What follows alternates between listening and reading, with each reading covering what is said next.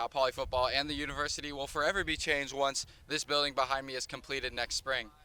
Announced in October 2022, the John Madden Center will bring a nationally recognized name to Cal Poly football. However, John Madden's relationship with the university was not always that great. Madden went from being one of Cal Poly's most dedicated donors to near estrangement from the university. Madden was upset that schools like San Diego State and Fresno State created better football programs than Cal Poly, according to athletics director Don Oberhelman. However, Madden gave Cal Poly another chance and his relationship improved over the last decade of his life. It's also now 30 some odd years ago, so I think we need to move beyond the sins of our fathers, if you will, the errors of our past, and let's focus on what we have now, which is we want to be a nationally relevant Division I FCS football program. President Jeffrey Armstrong played a key role in convincing Madden and his family to help kickstart funding for the new facility. After becoming president in 2011, he began to reconnect with the Madden family. And we just kept meeting and talking about different activities.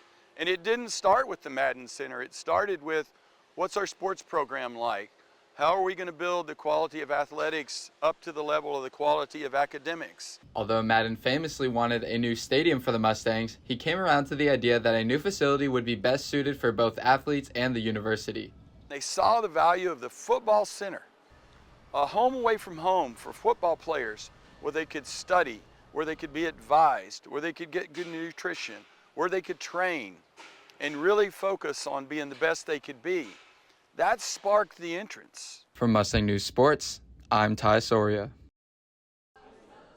Front Porch has been a staple nonprofit space for students to grab free coffee and hang out. They also hold events called Porch Nights, such as these, where students get a free dinner with live music. However, Associate Director Dominique Floyd, who has been with Front Porch for over a decade, said Front Porch is in need of an upgrade. This will include new flooring upstairs, repainted walls, new seating, and new furniture. So it's been almost 10 years since Front Porch has had any sort of really big shift in the space and how it's organized and the aesthetic of the space, if you will. And we just feel like it's time for a little facelift. Front Porch has seen a large influx of students in the past couple of years, driving the need for new seating. Ever since the Kennedy Library closed for renovations in fall 2023, many students have migrated to Front Porch to study and socialize. To cover the cost of the porch project, Front Porch has set a donation goal of $6,000 by the end of the school year. I hope that when someone walks in for the first time, they're greeted by the volunteer at the coffee bar. That's why we have someone there at the coffee bar, is to say like, hey, welcome, like what can I get you? How's your day going? One frequent volunteer is senior Will Height, who has been hanging out at Front Porch since his freshman year. According to Height, student dynamics have shifted over the years. Front Porch used to see many friend groups that would claim the same spots, but now it has turned into a free-flowing community where anyone can come in and feel welcomed. It didn't feel like a chore to me. It's kind of a cool way to just get to see a lot of faces in a day. I see a lot of my friends come through here, so getting the chance to just interact with someone and kind of also volunteer with friends and do something fun was a good way to break up my day. For Mustang News, I'm Ty Soria.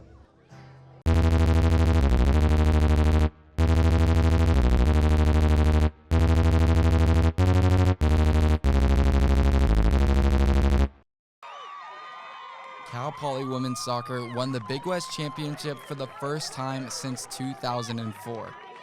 Not only that, they swept almost all of the regular season awards. They had the ultimate bounce back year after a terrible 2024 season and completely missing the playoffs. So how did Cal Poly become champions after being pushed around by the Big West just a year prior? Well, that answer is a big shift in personnel and team culture.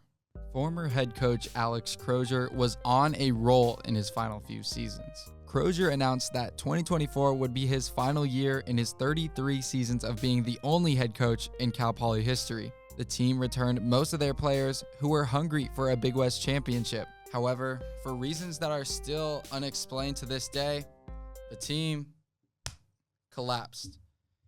They finished with a 3-6-1 conference record. Cal Poly was bringing in a successor that was a lot younger and had plenty to prove as a head coach. I think I bring a level of grind that others don't. I am a grinder. It does not matter what the weather is. It does not matter what the referee calls. You grind. It doesn't matter how tired you are. You grind. And if anyone was going to turn around the program, it was going to be him. He previously coached under Crozier almost a decade ago and has been leveling up his coaching skills around different programs in California. Once he got to Cal Poly, he brought in key transfers such as midfielder Madeline Doherty from Sacramento State and moved senior Brennan Cole to the defensive unit. He also shifted the team culture.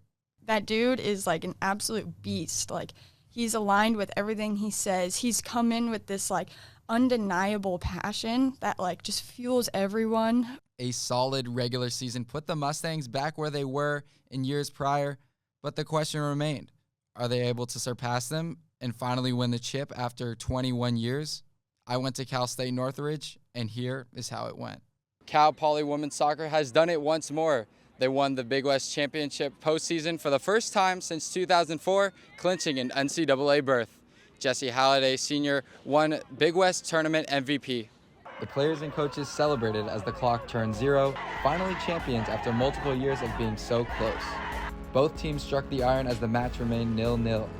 And finally, in the 88th minute, the Big West goals leader Jessie Halliday put it through the net. I think I blacked out when that was played, but good thing I was relaxed and had that quality so I could get that goal for him. There was no one more hyped up than Cal Poly head coach himself, Bernardo Silva. Silva took the chip and was later seen at In-N-Out with his Big West trophy. I think a statement win for Cal Poly 2.0 and what we are trying to do now with Cal Poly in terms of being a team that regionally and nationally gets the respect that I think we all wanted to have. In just one season, Cal Poly became a Big West threat once again. A program revitalized by not just a new coach, but a new approach to the game. There are many types of bikes parked around the Cal Poly campus, but none that look like this. The Cal Poly Human Powered Vehicles Club, led by club president Dylan Hyde, creates these bullet-shaped bikes specifically to go as fast as possible. In September, the club will head to Battle Mountain, Nevada to test their engineering skills and break records. So the bike is in a recumbent position, laying like fully backward, and then we have to cram all the wheels and gearing and braking systems and safety systems and stuff into that like confined space. While many male cyclists on the triathlon team were eager to ride this bike for the competition, they were too tall for the job. That was when the club found computer science junior Kayla Delk, who was both powerful and small enough to fit inside the fairings. Sitting in it is quite interesting. It's kind of like a little metal coffin. Cal Poly broke the men's collegiate speed record in 2019 with a top speed of 63.5 miles an hour. Now they want to break the women's collegiate speed record. To reach these top speeds, it's all aerodynamics, according to Hyde. And it sort of just stops the steering from going too far either way. And what that means is that we only get like 4 degrees of steering either direction. And for this specific competition, it works because the road is like perfectly flat and perfectly straight. The bike still needs the finishing touches and some paint, but it will be ready to go by summer. In September, the club will pick up where they left off and prepare for the competition. So like from my standpoint, it's just like amazing to see what these students are doing. So I'm just kind of excited for the competition. It's like a week-long competition, and I feel like it will be a very interesting and weird experience that like I'll talk about in the future and be like, what was that?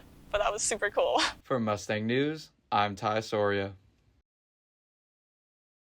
Long Beach State has bested Cal Poly 3 times in the past 3 years in the Big West Championships, and while I've asked many Cal Poly players what went wrong, I finally got a perspective from the other side.